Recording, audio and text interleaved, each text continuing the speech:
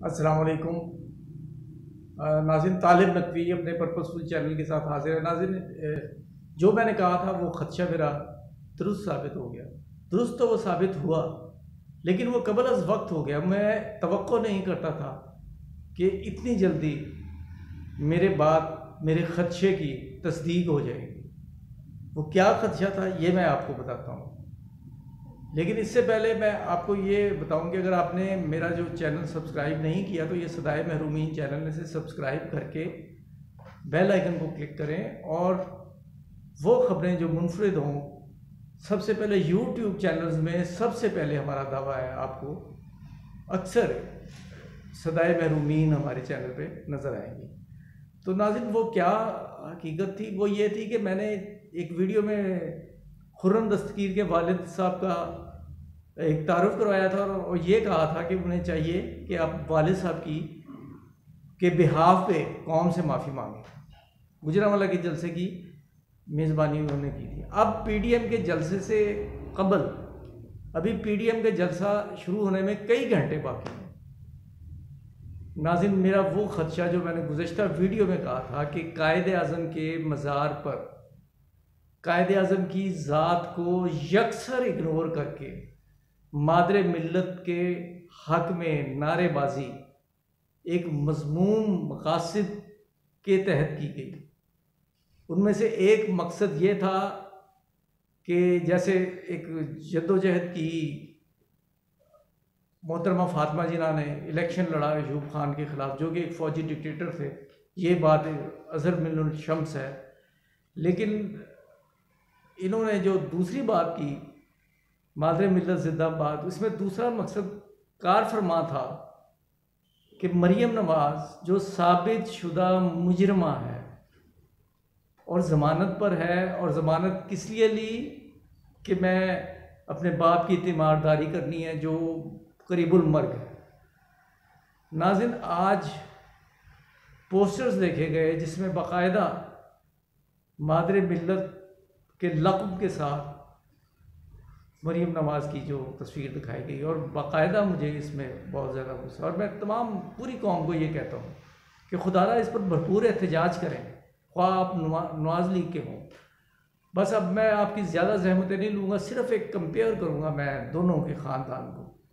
सबसे पहले मैं कायदे आज़म के ख़ानदान के बारे में चंद सेकंड बताऊँगा, और उसके बाद उनके नवासे के बारे में बताऊंगा क्योंकि पोता तो उनका था नहीं, और उसके बाद मियाँ शरीफ का थोड़ा सा मैं जिक्र करूंगा, और उसके बाद फिर मैं उनके पोते का जिक्र करूंगा, और वीडियो हो जाएगी तमाम।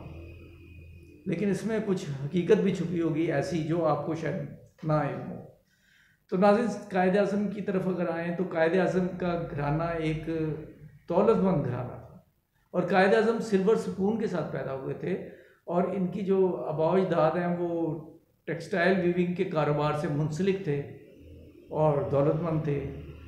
दौलत की रेल पेल थी, और कायदे आज़म ने उन दिनों में ये वकील का एक इंतखाब किया, जो हमारे लिए बड़े एजाज़ की बात है क्योंकि ये लॉर्ड्स का प्रोफेशन होता था उस ज़माने के साथ साथ। अब यहाँ जो हालात हैं वो भी किसी से मख्फी नहीं है। तो ये तो है कायदे आज़म का तारुफ।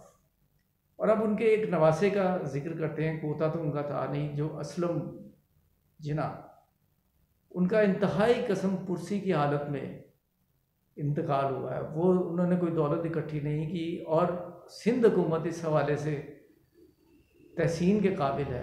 उनका ये कदम मुस्तहसन है कि वो उन्हें सपोर्ट करते रहे, गाड़ी भी उन्हें लेके दी, उनके अखराजात भी उठाते रहे, रिहाइश भी उन्हें दी, और उनका सेहत वगैरह के हवाले से भी उनके इलाज वगैरह भी किया गया। इस बात की तारीफ़ किए जाना चाहिए। अब हम आते हैं मियाँ शरीफ साहब की तरफ। मियाँ शरीफ साहब एक गरीब तरीन कश्मीरी घराने में पैदा हुए, और उसके बाद फिर वो आ गए, और 1939 में उन्होंने एक स्मॉल सी फैक्ट्री शुरू की लोन लेकर, और सातों भाइयों ने मेहनत से काम लिया, और शबाना रोज़ मेहनत के बाद वो अपने कदम जमाने में कामयाब हो गए, और वो मतलब दौलतमंद कहलाने लगे। और उसके बाद हुकूमती पॉलिसी के तहत भुट्टो दौर में अर्ली 70s में 73 में गालिबन या 72 में बड़ी बड़ी जो सनतें फैक्ट्रियाँ वो कमियाई गई, नेशनलाइज हुई, तो इनका जो इत्तफाक फाउंड्री थी वो भी नेशनलाइज हो गई। और स्टील के हवाले से बीको के बाद गालिबन ये इत्तफाक फाउंड्री सबसे अजीम फाउंड्री थी। उसके बाद ये हो गया कि ये बिल्कुल बेचारे तही दामा हो गए। एक सुना है कि एक आइस फैक्ट्री छोटी सी रह गई थी और ये पता नहीं किस तरह गुजारा करते रहे कि फिर ज़ियाउल हक का दौर आया और ज़ियाउल हक के दौर में इन पे नवाजिशें हुई, ग़ुलाम जिलानी और ये वो सब कुछ आपको पता है, ये दोहराने की ज़रूरत ही नहीं है।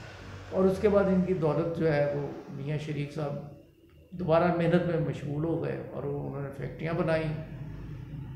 लेकिन हैरत की बात यह है कि फैक्ट्रीज़ बनाई, नई से नई फैक्ट्री भी बनाई जाती रही, लोन भी लिया जाता रहा, लेकिन वहाँ कारोबारी हालात जो हैं वो ज़बूं हाली दिखाते थे। लोन ले लिया गया था लेकिन प्रॉफिट कागज़ों में नहीं हो रहा था। प्रॉफिट ना होने के बावजूद इनकी दौलत में दिन रात इजाफा होता रहा और बाहर जो एसेट्स जो है ना वो इनके आ गए। ये इनका जो है ना ये एक छोटी सी कहानी है। और नाज़रीन, अब मैं हसन नवाज़ का सिर्फ इतना जिक्र करूँगा कि आप कंपेयर कर लें कायद आज़म के नवासे का इनके साथ। और अब असल मौजू है हर पाकिस्तानी को मादरे मिल्लत की तारीख़ी तौहीन पर, और वो शख्स जो फ़ौज में रहा है वो दोबारा कहता है कि मैं हर साल 18 अक्टूबर को यही हरकत करूँगा कि मज़ार का तक़द्दुस पामाल करूँगा।